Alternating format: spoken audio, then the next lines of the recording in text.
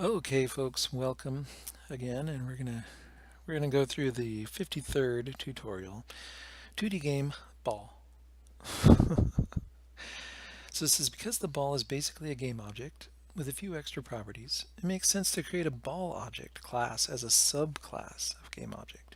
So you make your ball object inherit the game object, and then you give it a radius, a Boolean value of stuck, obviously stuck or not. There's the ball object, there's the constructor, there's a vector for move, there's a void reset. That's okay, so those are it's a method. The constructor ball object initializes its own values, but also initializes the underlying game object. The ball object class hosts a move function that moves the ball based on velocity, checks if it reaches any screen's edge, and if so, reverses the ball's velocity. Okay, so there's a little bit of collision detection, even though we're not in that chapter yet. But that's easy stuff. Aside from reversing the ball's velocity, we also want to relocate the ball back along the edge. The ball is only able to move if it isn't stuck. Okay, because the player is game over or lose a life if the ball reaches the bottom edge. There's a no code to let the ball bounce off the bottom edge. You need to later implement this logic somewhere in the game code. You'll find the code for the ball object below. Okay, ball object, the header file. Okay, so let's put that in. Do we have to create another? Okay, add new item.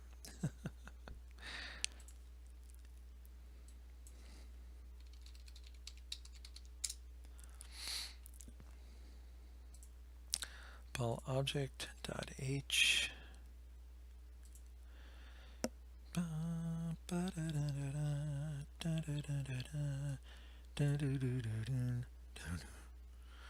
Okay, so I forgot.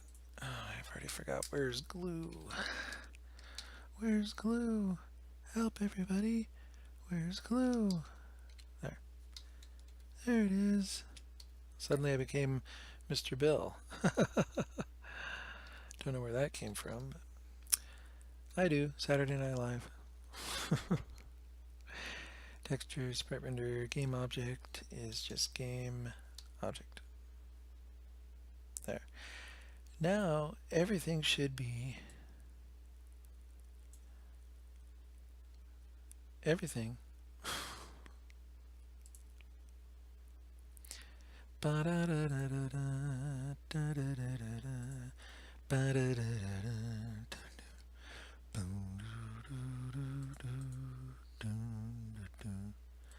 New item.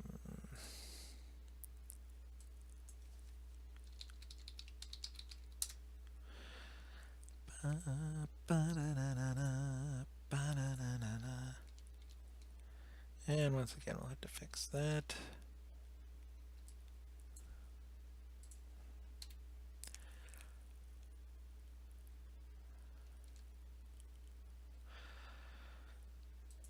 Okay. Okay. Okay, so we have that in there now. First, let that, okay, but also for the, I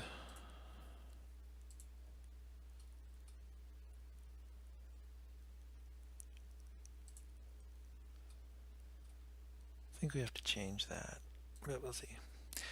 First, let's add the ball to the game. Similar to the player paddle, we create a ball object and define two constants that we use to initialize the ball. So initial velocity of the ball, radius of the ball. Okay, as the texture of the ball, we're going to use an image that makes perfect sense in a LearnOpenGL breakout game. Ball texture. What? This is going to be the ball? Really? We're going to use awesomeface.png.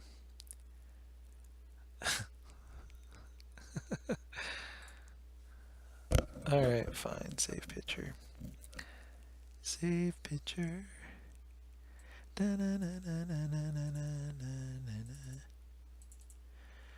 Alright, save it in there. Initial velocity, ball object, ball, game init. Okay. Vector 2 ball position equals player position plus vector 2 player size x divided by 2 minus ball radius. Oh. So it's going to put it, oh, okay, minus ball radius times 2. Oh, okay, is the y. All right. So it's just going to put it up from the bottom. Ball equals new ball object, ball position, ball radius, initial ball velocity, resource manager, get texture, face.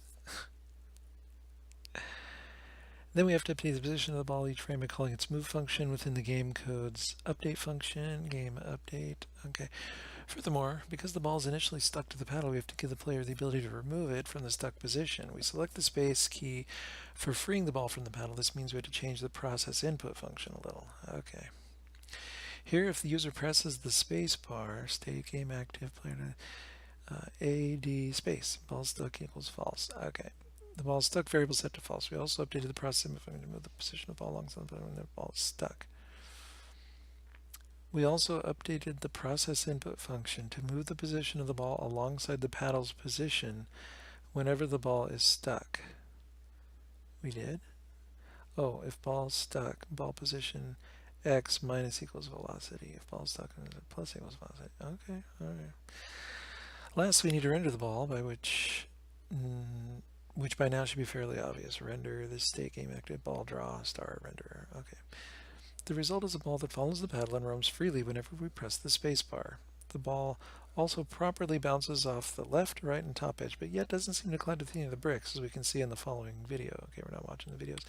What we want is to create one or several functions that check if the ball object is colliding with any of the bricks in the level, and if so, destroy the brick. These so-called collision detection functions is what we'll focus on in the next tutorial. Oh, okay, well, I see. Shoot, that leaves it to me to put all this in here, huh? You're going to actually rely upon me to do this? Okay, so let's go to the game stuff here. So where are we at? Game init? Is that where we're at? Initial velocity of the ball, the radius of the ball, ball object. Okay, that's in... Looks like it's just in...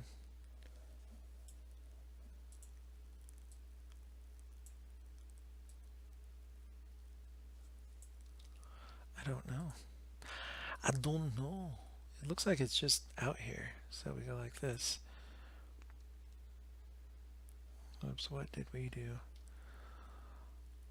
Ball object star ball. Okay. And then game init is already declared, so let's just right now get out of that. So this is a problem, but we just need to go like this with... We need to include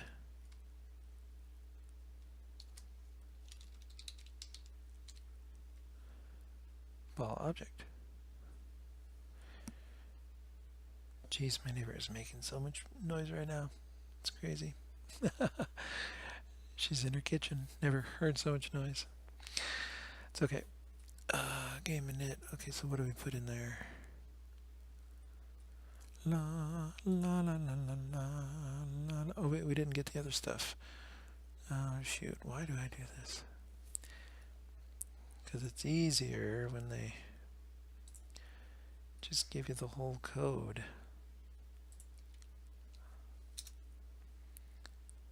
It is, rather than having to copy it like this.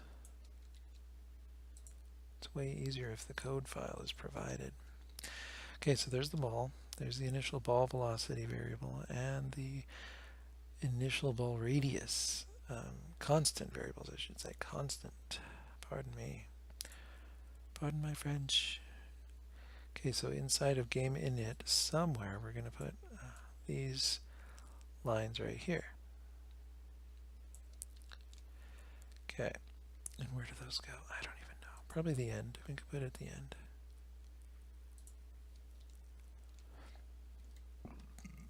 Pardon me.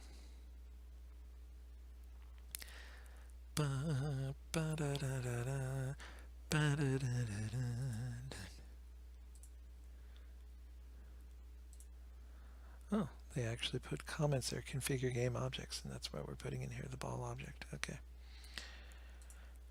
Okay, then we have to update the position of the ball each frame by calling its move function in the game update function. Okay, so game update is blank at the moment, but we'd like to put in ball move dt this width.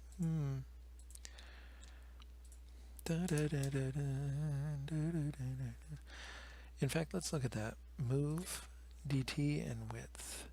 Move dt and window width. Okay, interesting. Because it's checking for the bounds to see if it goes out. Okay, all right, that makes sense. Okay, and then process input. Okay, so do we even do anything with...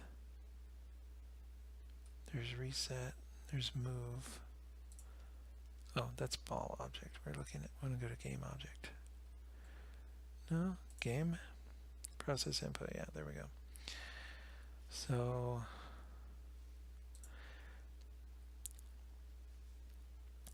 if state game active flow velocity of player velocity times dt, a player position. So isn't that there? Player position greater than 0 velocity. Game active. Game active key A. So game active state game active. Then if this key is A, player position greater than 0, position less than...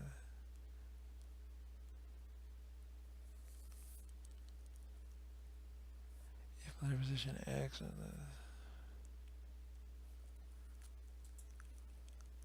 So we're just missing this right here. If ball stuck, ball position right there. Right there.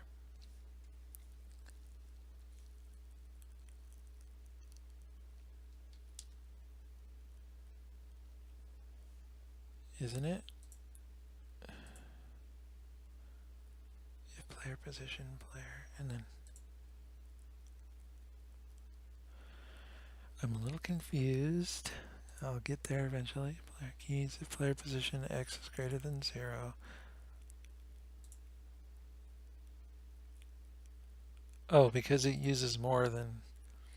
Okay, because this is what we're missing. I'm just...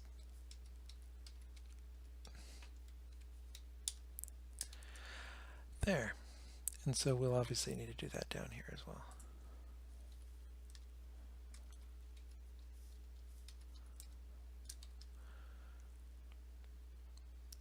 It should be if ball stuck, if ball position.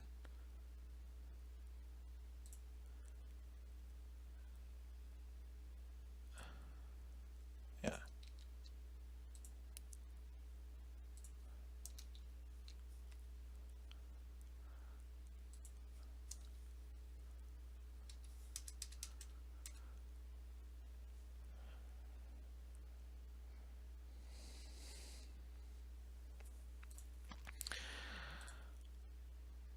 And if this key space ball stuck equals false. That's not even in there, so we need to add that. So right in here, there we go. Copy. Should be right there. And of course it's like that. Okay, here the user participants allows me to render the ball, which now should be fairly obvious. Void game render if this state game active, we just need to put that inside there. Render? Really? No. So this goes in here, draw player, draw the ball. Draw the ball, of course. Boom.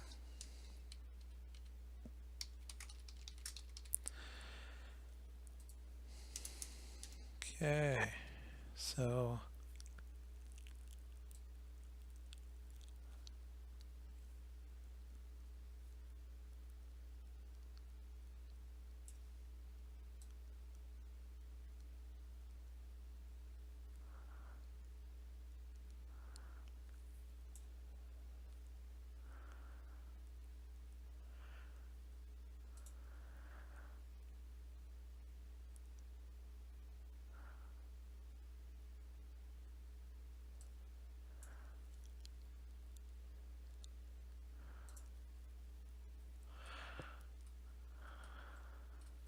I'm just looking, did I do this right?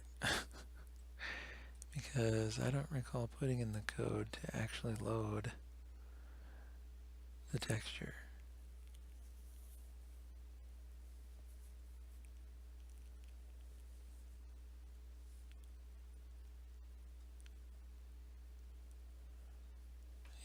I don't think it'll work.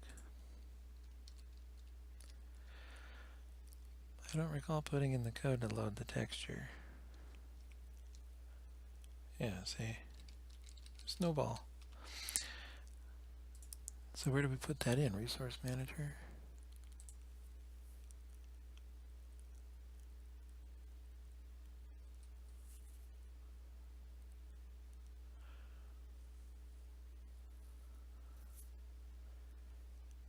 I'm a little bit confused, but I'm getting there. Resource Manager, textures.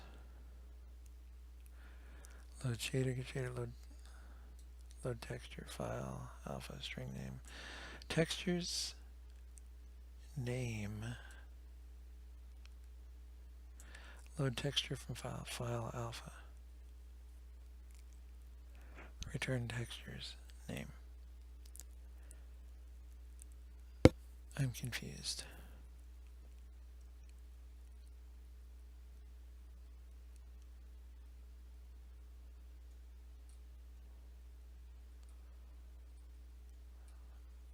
And I think I've already forgotten what the Resource Manager does, but I thought I knew. Da, da, da, da, da, da, da, da. Texture, yeah. So, how are any of these loaded?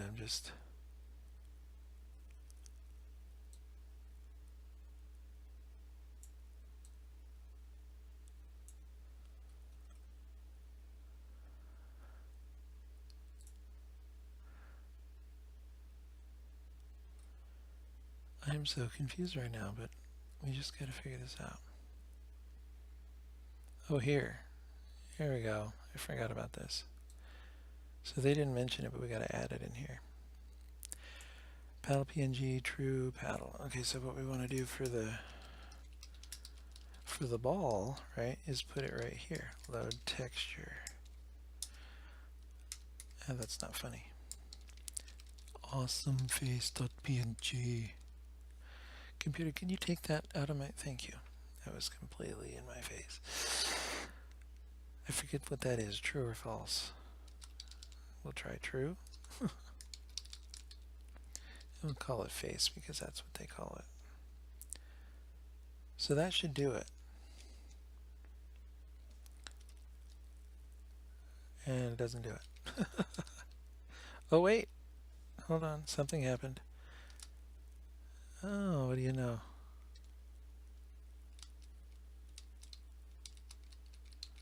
So that did work. If I comment this out, did it still work? And what was the true thing? What's the true? Load texture. Here, go to definition. I don't want to. Alpha. Load texture from file. Alpha. Go to definition. Just show me.